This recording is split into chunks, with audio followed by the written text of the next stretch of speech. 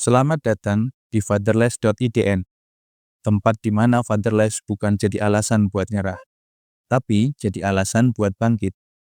Di sini kita ngobrol jujur, tanpa drama, dan nggak boleh playing victim. Kalau kamu ngerasa sendiri atau bingung harus gimana, tenang, kamu nggak sendiri.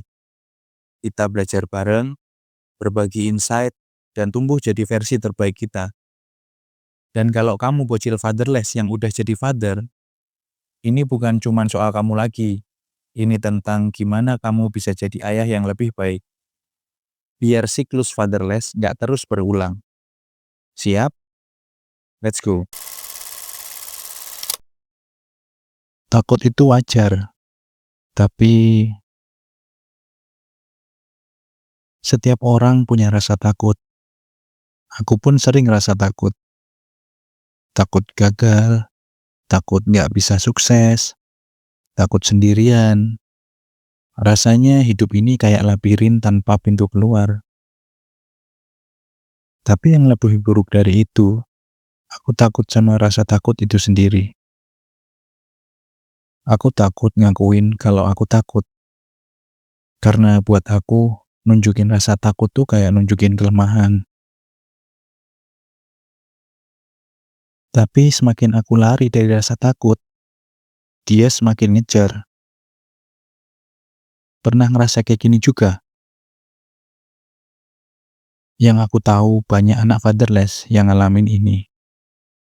Takut ditinggal, takut nggak bisa jadi apa-apa, takut nggak punya orang yang bisa diandalin.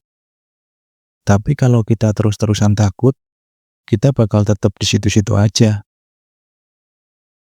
Oke adik-adik fatherless, kenapa kita cenderung takut? Kita, para fatherless, cenderung lebih rentan diliputi rasa takut dan cemas dibanding anak yang dibesarkan lengkap oleh kedua orang tua. Walaupun mungkin kedua orang tuanya bukan yang dalam kondisi sempurna ya yang super harmonis kayak di drama-drama romance gitu. Ya cukup ada dua orang tua lengkap gitu aja. Karena tanpa ayah, kita sering ngerasa nggak punya pegangan. Nggak ada yang nyemangatin. Nggak ada yang ngomong, ayo nak, kamu bisa kok. Atau, yang sabar ya nak.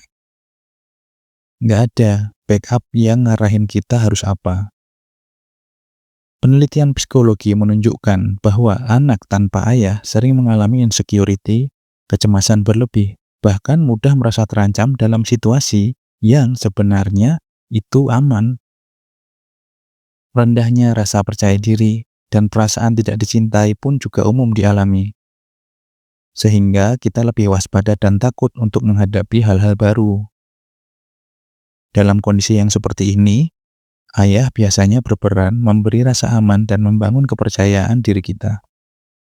Tanpa peran tersebut, kita mungkin merasa ada yang kurang dalam hidup. Hal ini bikin kita cenderung ragu-ragu dan khawatir waktu mau ambil keputusan atau berhadapan dengan tantangan. Sepemahamanku, seringnya yang namanya rasa takut itu sebenarnya bukan karena situasi yang kita hadapi, tapi karena cara kita ngelihat situasi itu sendiri. Misal ada dua anak fatherless yang kehilangan sosok ayah dari kecil. Singkat cerita, yang satu tumbuh jadi orang yang tangguh, dan yang satu malah terjebak dalam ketakutannya sendiri. Kenapa bisa beda? Padahal kondisinya sama. Karena yang membedakan bukan kejadian buruknya, tapi respon kita terhadapnya. Sekarang coba kamu pikirin, kamu takut sama apa di dalam hidup ini? Takut gagal? Takut kecewa? Takut ditinggal? Atau malah kombinasi ketiganya? Takut gagal, terus ditinggal, dan kamu takut untuk kecewa. Ya, takut itu wajar. Tapi, gimana cara kita ngatasinnya? Terkadang pola pikir anak fatherless itu bikin kita terus-terusan takut. Misal, yang pertama, overthinking dan takut gagal. Kadang kita mikir terlalu jauh, takut gagal sebelum mulai. Padahal Ya kalau kita nggak coba, kita emang udah gagal dari awal. Yang kedua, trauma masa kecil.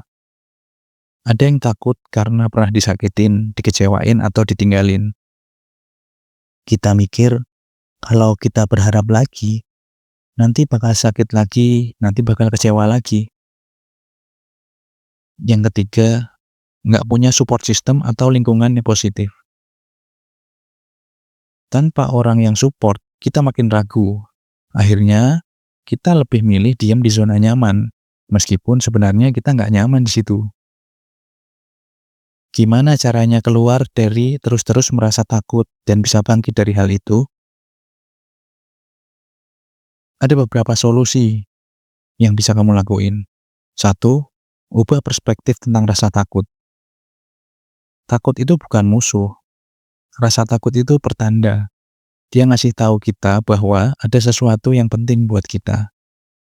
Pahami porsinya. Rasa takut kayak takut gagal, takut kehilangan itu tadi beda. Sama rasa takut alami, kayak rasa takut sama hewan buas, penjahat, atau bencana alam. Yang bahkan orang paling kuat di bumi pun tetap getar kalau ngadepin yang ini. Jadi jangan terlalu dikasih porsi perhatian yang besar sampai over ya. 2. Fokus ke langkah kecil, bukan hasil akhir. Daripada mikirin gimana nanti kalau aku gagal, mending pikirin apa langkah pertama yang bisa aku lakuin hari ini.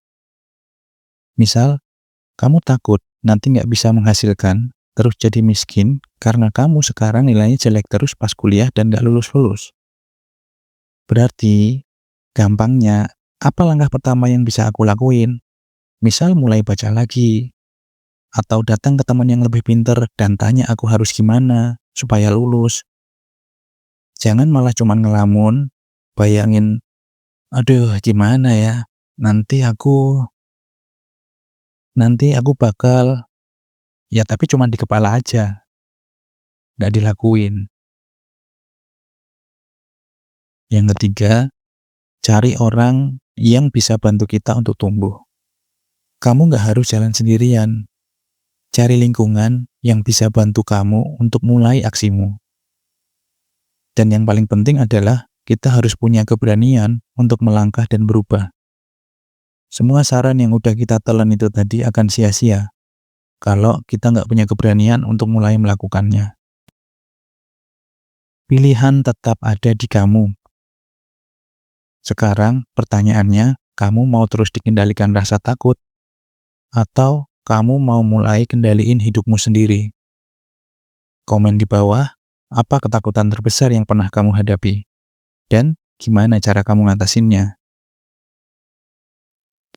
Fatherless bukan alasan untuk terus terjebak dalam ketakutan. Hidup kita bukan ditentukan dari siapa yang pergi, tapi dari gimana kita melangkah ke depan. Jangan lupa subscribe channel ini dan follow fatherless.idn di IG, TikTok, dan X.